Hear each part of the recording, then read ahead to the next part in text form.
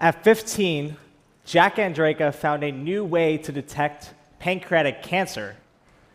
His way was 150 times faster, 25,000 times cheaper, and up to 50% more accurate than the methods currently used in most hospitals.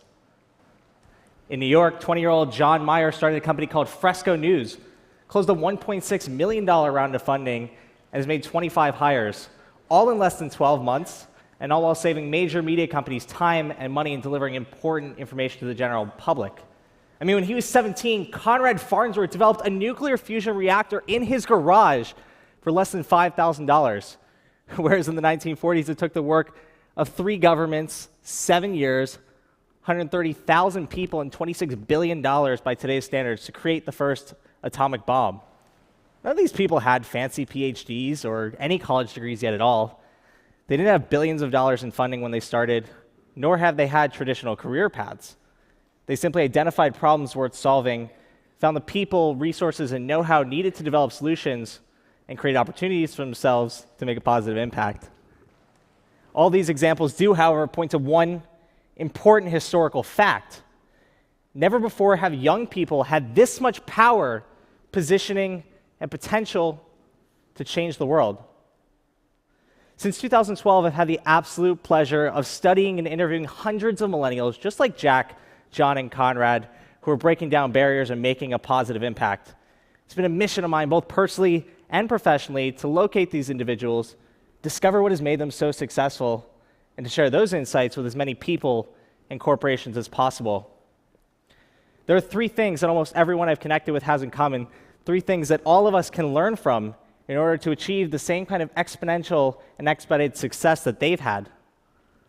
They all harness the power of our fully connected world, embrace an entrepreneurial mindset, and collaborate at mass scale.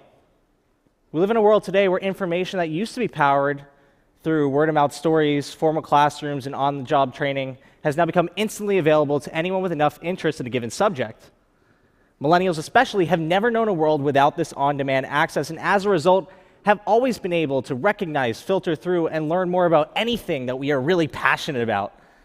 Take Canadian activist Brittany McMillan as an example. While she was on Tumblr in high school, she read about the stories of LGBT youth who committed suicide after facing homophobic bullying. In order to prevent more young people from taking their lives in the future, she started an online movement called Spirit Day.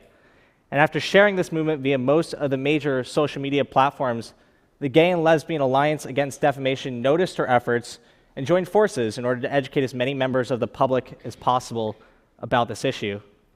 In fact, today is the 6th annual anniversary of Spirit Day, so if you go online, you'll see all the major tweets. And this example shows us perhaps the most beautiful result of our hyper-connected world, which is our ability to collaborate with each other in ways that were previously unimaginable.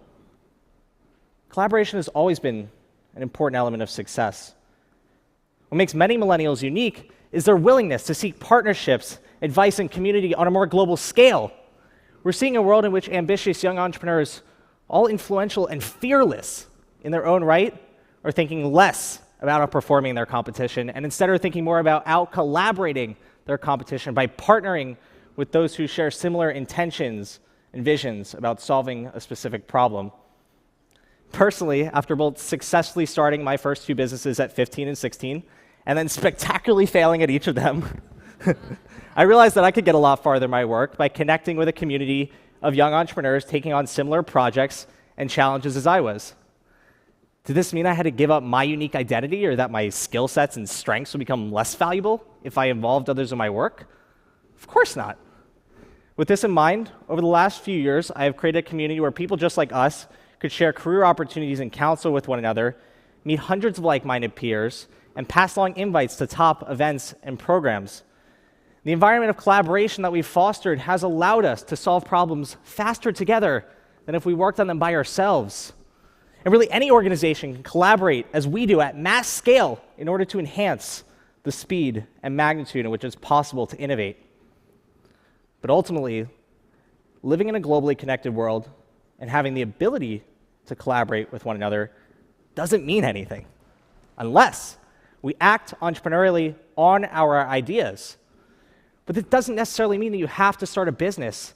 In fact, 90% of millennials believe that entrepreneurship is a mindset rather than simply the role of business ownership, which may explain why many young people have taken it upon themselves to solve big problems rather than relying on traditional methods or institutions, whether it means raising lots of money to build a successful company, organizing a nonprofit to fight for a worthy cause, or leading science research that may one day eradicate a disease. Entrepreneurship seems to be one of the best ways to achieve exponential impact in a world of increasing unpredictability. Someone who exemplifies this fact is my friend Lou Wegner, who started Kids Against Animal Cruelty at just 14 in order to rescue abused animals from high-kill shelters. What began with just 42 volunteers in a simple Facebook group has grown to over 20,000 members in more than 15 state chapters. And each day, his organization works to save hundreds of animals, find new homes for abused pets, and meet with local governments to pass new animal rights laws. Lou and his volunteers see opportunities to do good and act entrepreneurially to solve problems when they find them. It's been humbling for me over the last few years to learn from people like Lou. And it's been inspiring to see so many people who've been able to change the world at a young age. But really, I'm here to share with you an even bigger idea, a more exciting trend, which is that every single one of us has the same power and the same potential that these young people have in order to positively influence those around us.